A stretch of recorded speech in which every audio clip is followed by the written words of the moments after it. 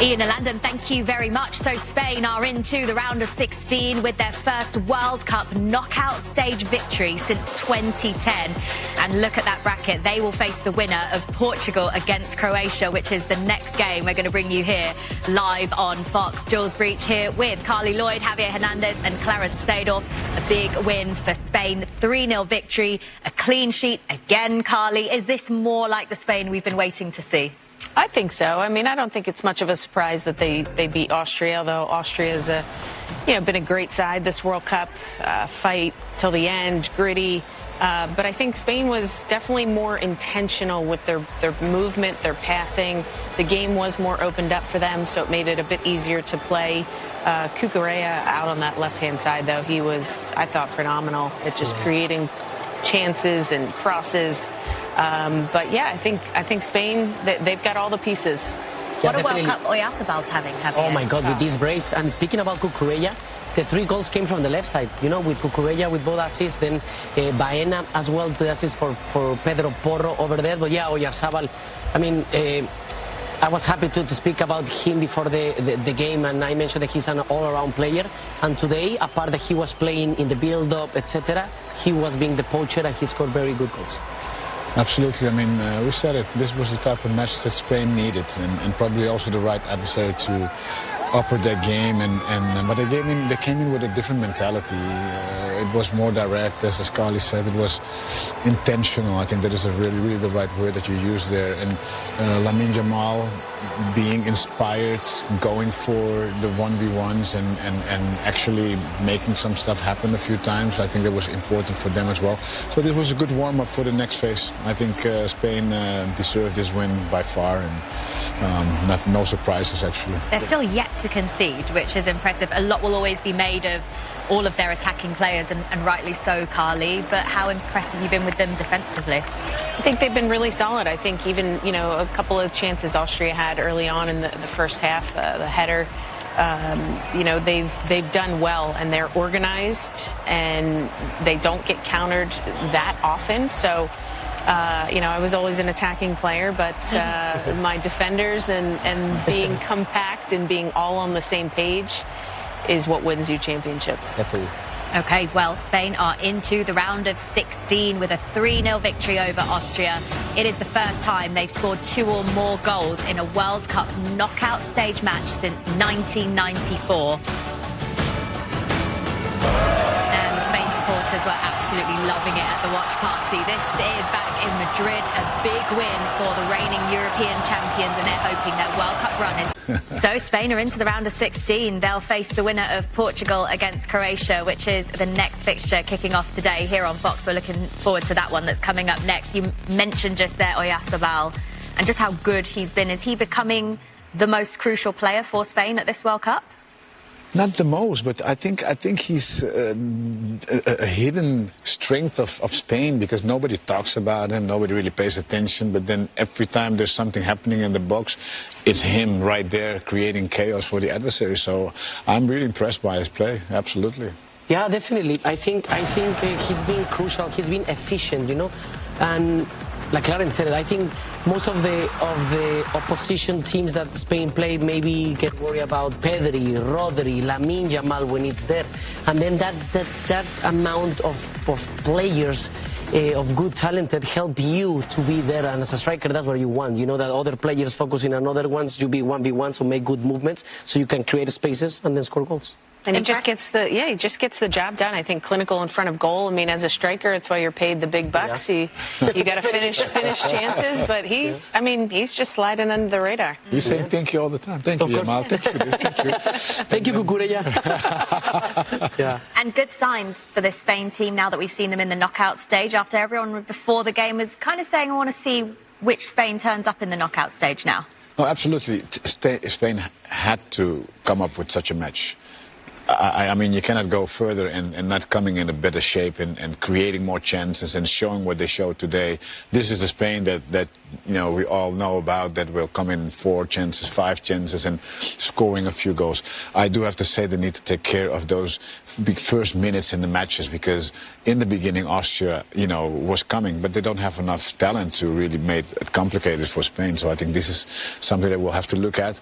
But definitely this was a Spain that I expected as a step up during the next phases. Yeah, definitely. And I think in the same way that Lamine Yamal's fitness has been improving with time, and then as well in this performance, that it was the time that I saw him most comfortable with running both sides. I think Spanish national team Spain, it's been improving like that in each game.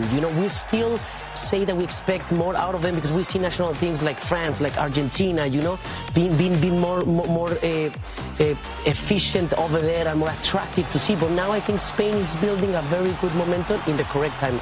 I agree, Javier, and I think, with Lamine Yamal, he's so skillful, loves to do little tricks here and there, but I think, again, he was much more intentional.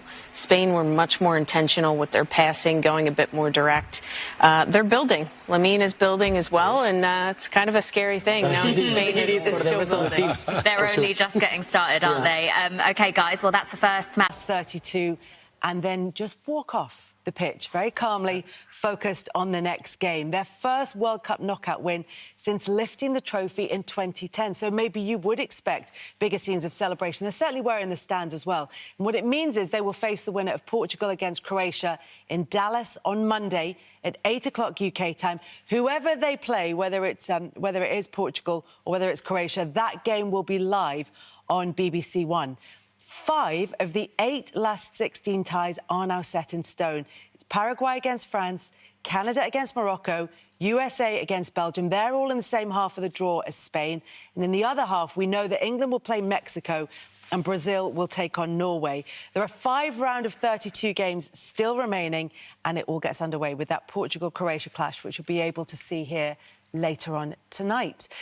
Let's start by taking a look at the goals. You talked about confidence, and you talked about the kind of confidence that strikers in particular can get from scoring goals. Oyarzabal has been so important for Spain, and it was another important goal for him. Yes, very, very important goal.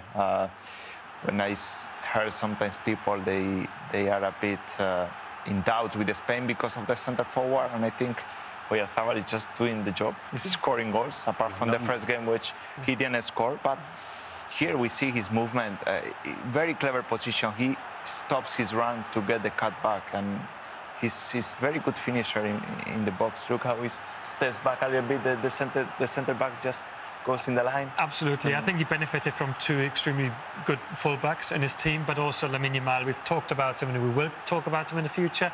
But when you've got somebody on your side who attracts so much attention, that means you get more space. What he does so brilliantly, he uses that space. He gets in right positions, and when he gets the ball, he scores. We will talk about those fullbacks in a little bit more detail, mainly in terms of what they created, Joe. But Pedro Porro also got his name on the score sheet as well. Yeah, again, really good timing, very similar position to that Oyarzabal finish there.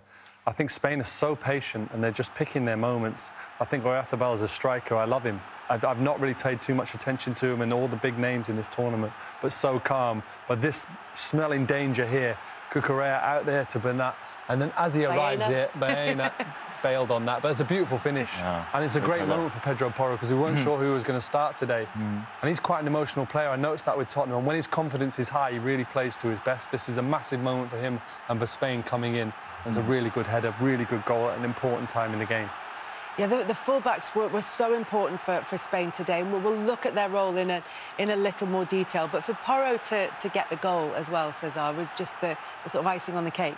Yeah, he had a great game against Saudi as well as Saudi Arabia, getting in great positions. And today, through the game, we could see he was in the inside positions and sometimes overlapping Yamal. So he created a lot of danger, and the goal is top quality, because to get that ambition to get into the 6-yard box and score a great header is very important. And as a full-back, you always want to get in the box and to score a goal. So I'm very happy for Porro, yeah. I mean, we talked about Oyarzabal and how important he's been. 17 goals in 17 games, including really significant ones. For example, in a European final.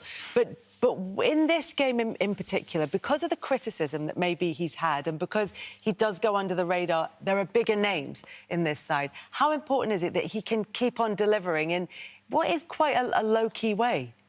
Yeah, his profile, I think a few years ago he was playing more on the right wing and he transitioned a bit more as a centre forward. And here we can see how the timing of the run is so good and the finish right foot.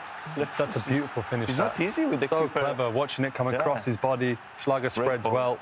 I hope you don't mind me saying the Austrian defenders, they're switched off completely. That was the stage of the game, but they checked out there, Thomas. The space is big, but still the right timing. We see often the strikers, they get in offside positions because they rush it too early, and the finish is very good. I mean, it's also a great ball through from Cucurella, and he and Porro were fantastic today. Just explain about the importance of the role of those fullbacks within that Spain setup. They are very important in the setup of Spain.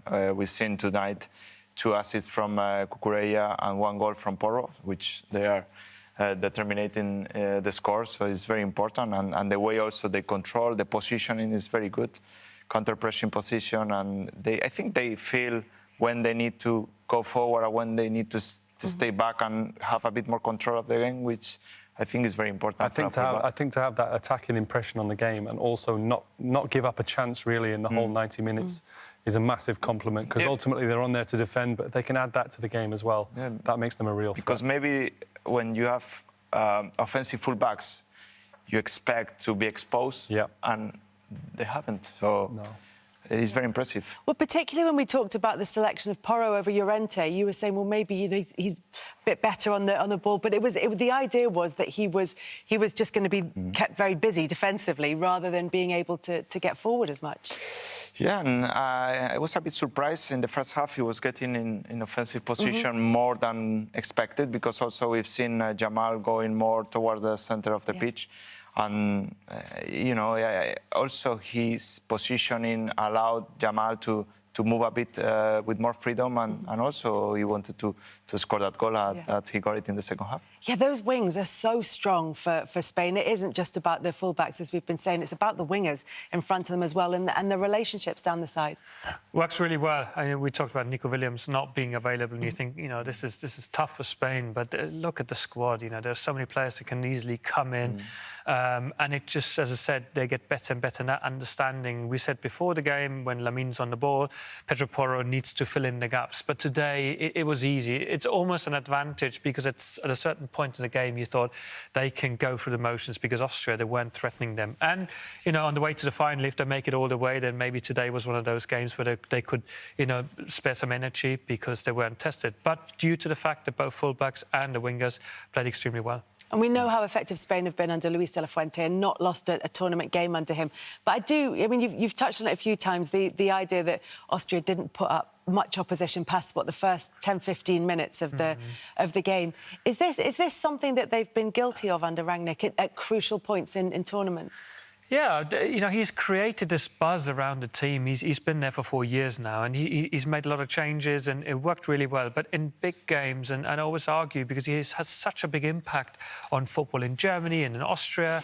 But when it really matters, he hasn't won many trophies. In the Euros 2 years ago, they went into the tournament thinking, Austria, you have to really think of them. And then they lose to Turkey very early on in the tournament. And here again, we all know it was a tough group. Argentina was there, and Algeria, good teams, and you play against Spain. And yet today, they were so far off their best. I think they lost their identity. They're not playing to their strength. They're struggling. Who do we want to be? And you could see that today. And that's why I think they'll go home disappointed, and they'll face some criticism. They will face some criticism, and Rangnick will face some criticism. As far as Spain are concerned, though, it's all going absolutely swimmingly. Lamine Yamal is their superstar player, and yet, in terms of relatively quiet, however, we have got a very special Joe Hart selection of some of his best bits, including quite a few nutmegs in this game, Joe. Yeah, he was just really, really enjoying the game. But this is just his general play today. He was excellent. He was on it. You can tell he wants his name up in lights in this tournament. And he knows how important he is to this Spain team, but he wants numbers, he wants goals. But he looks so composed, and we're looking at him getting back to his fitness. on the press there, as the ball turns over, he's the threat. He's the one the Spanish players are looking to, and he's sucking all the Austrian players in, almost giving Oyarzabal, who was having so much freedom in the middle, to score the goals. But he looks like he's coming to light at the right time for Spain, someone they can definitely rely on, but he just wants to get those numbers, those goals. And that's the thing. In terms of his overall contribution today, he played well. He is the player that everybody will be looking at, but he's also the player that the opposition are kind of focused on trying to stop. And in the meantime, there's so much attacking talent in that Spain side. Yeah, Austria tried to defend him by doubling up with Lemmer and Savitzer, and they did quite well, to be fair, but also that gives more space for the teammates. So, yeah, I guess he would like to have some contribution in terms of numbers, assists, goals, because attacking players, they always want that. But overall, he had a great game. From a fullback point of view, though, Cesar, he's relentless. He keeps coming and coming. It's not just little 5 minutes here and there. It must be such a headache to play against. And it looks effortless. You know, he doesn't seem to wear out. Only he's taken off. Yeah. But he enjoys it. It's fun. Yeah. He loves getting on the pitch, enjoy himself. And you were talking about nutmegs. Yeah, let's have a look, shall we? I think so. And it almost, the way he did it, you know, I've counted 5, and we probably see all 5 of them. It almost looks to me that before the game, he's going to some of his teammates and said, my goal today is to at least nutmeg 5 people. and he did that. Because we all know as players, you know, it's quite special to do this. And he's serious enough to say, like, of course he wants to score goals, but these nutmegs, this is not a coincidence. It's not just something that happens. I think he had this on his mind before he stepped onto the pitch. And a little something for everybody to enjoy from Lamine Yamal, even if he didn't get the goal or the assist that he was looking for in this game. So